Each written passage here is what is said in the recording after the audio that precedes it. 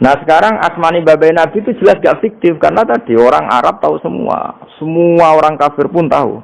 Kalau di Mekah ada Babu Bani Saibah, pasti ada orang bernama Saibah karena ada Bani Saibah, turunannya Saibah. Dan itu siapa? Abdul Muttalib. Dan itu siapa? Abdullah. Itu siapa? Muhammad. Dan itu butuh bukti artifak. Makanya terus Allah menjawab fihi ayatum bayyinatum maqamu Ibrahim. Nah, bukti setelah Ibrahim, kan Ibrahim akhirnya kembali ke Palestina atau ke Syam. Lalu buktinya apa kalau zuriyahnya Ibrahim itu ada di Mekah? Terus Nabi Ibrahim dimaklumatkan oleh Quran bahwa beliau sempat menghentikan ini askantu min zurriyati biwadin ghairi dzar in inda baitikal muharram. Ya Allah, sebagian anak turunku tak letakkan di Mekah. Itu kalimat min zurriyati itu kalimat yang paling objektif. Ada kata min, sebagian. Karena kalau Ibrahim bilang zurriyati maka bohong karena ada Ishak yang di Palestina. Paham ya? Makanya disebut min bahwa sebagian anakku tak letakkan di sini. Karena sebagian yang lain di Palestina. Maka kata min zurriyati ini bukti bahwa Quran itu mukjizat betul, yaitu memang faktanya Ibrahim itu ada yang di Palestina, yaitu Ishak, Ishak yang di Mekah Ismail. Nah disebut min zurriyati, apa? Terus Ibrahim menghentikan biwadin di lembah. Sebab itu Ka'bah itu di cekungan paling bawah. Bukti sejarah juga membuktikan seperti itu. Mulane kula seneng Ka'bah kena banjir bolak-balik rubone kula seneng. Karena mboten seneng dari segi cemoan mboten, itu bukti empirik. Iku hikmahnya kena apa Ka'bah rubah bolak-balik. Andai kan enggak rubah bolak-balik karena banjir, orang susah nyari sejarah. Ketika Nabi umur 35 Ka'bah rubah mergo banjir, zaman Umar ya rubah. Karena tadi Ka'bah itu di cekungan paling bawah. Quran memaklumatkan bahwa Ka'bah itu biwadin, di cekungan paling bawah. Yaitu ada Jabal Abi Qubais di cekung gunung, Ka'bah paling bawah. Nah karena Ka'bah ini zaman Nabi Adam itu rob wa tumain. Jadi ketika Adam mau haji, tanya sama ya Allah saya harus kemana? Ya sudah ke Ka'bah. Titenani sebuti Gusti, ada rob wa tumain, ada roh wa tumain. Ada cekungan dalam tempatnya air. Itu sini Ka'bah. Zaman itu belum ada bangunannya, ya itu sudah namanya Ka'bah. Terus Ibrahim sesuai panduan itu bikin bangunan di situ. Bisa kamu bayangkan kan bangunan di cekungan paling bawah di sekelilingi gunung. Kan mesti kegerojok ke air. Makanya setiap banjir itu Ka'bah rubah. Apalagi ya nggak ada semen, nggak ada terus dilapisi baja, nggak ada dulu. Pasti rubah. Justru itu bagus. Bagus dari segi bahwa shadaqallahul azim ketika mengistilahkan Ka'bah itu biwadin. Paham ya? Biwadin. Jika sekarang alhamdulillah pemerintahan Wahabi meskipun gitu sampai sekarang Ka'bah itu dari Masjid Haram tetap ke bawah. Ya enggak ya mesti apa?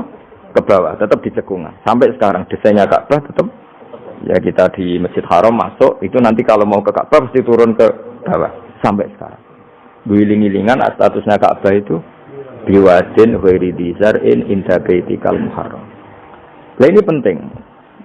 Sehingga orang-orang yang mengingkari nubuah pun percaya kalau Muhammad turunan Ibrahim karena semua data mengarah itu.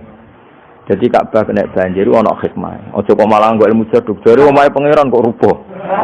Wah sing jaga sapa? Wong goblok. Jadi Allah kalau bikin sesuatu itu pasti hikmahnya besar.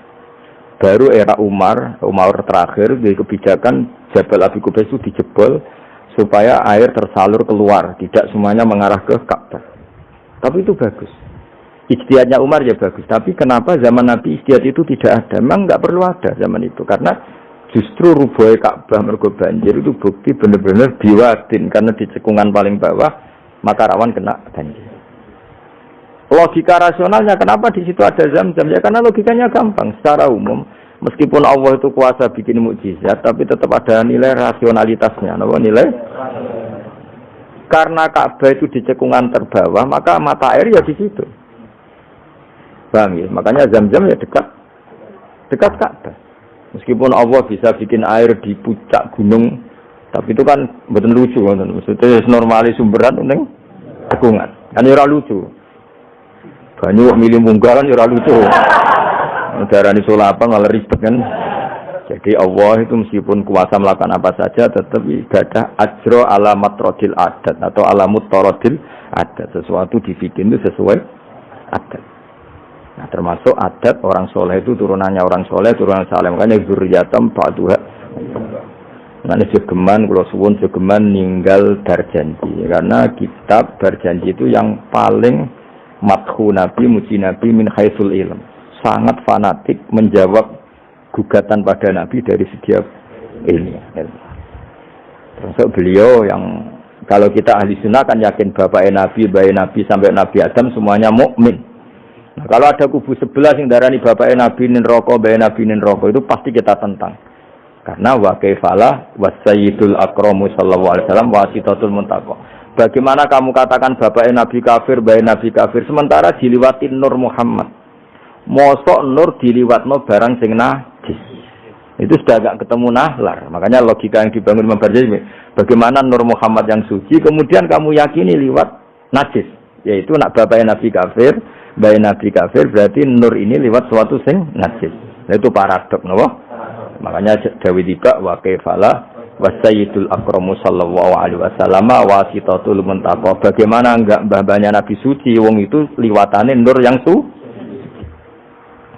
Nah, terus ada beberapa iskal kecil. Iskal kecil misalnya, lalu bagaimana dengan sejarah yang populer kalau Azhar itu bapaknya Ibrahim.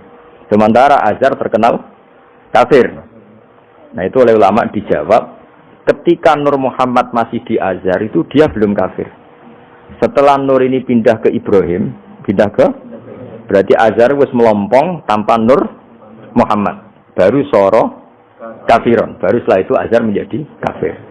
Jadi kafir terlambat kira-kira Azhar. Zaman ditunggani Nur Nabi itu tidak kafir. Paham ya? Kalau gue yang pondok lu isi apal sama sekali mulai wis rapal.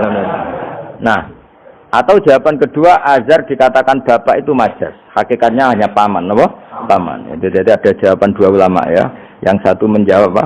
Madama Nur Muhammadin fi Azhar, masih dia Muslim atau mukmin. Ketika Nur Muhammad sudah pindah ke Ibrahim, berarti Azhar kan melompong. Nah, ini terus sorok kafiron. Atau sebagian ulama jawab Azhar itu paman, disebut bapak itu majas.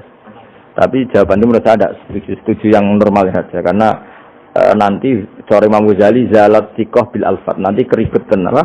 Orang kemudian nggak percaya dengan lafaz, karena setelah pada kata bin ikut tenan Torah, karena ada kemungkinan majas. Kan terus ribet.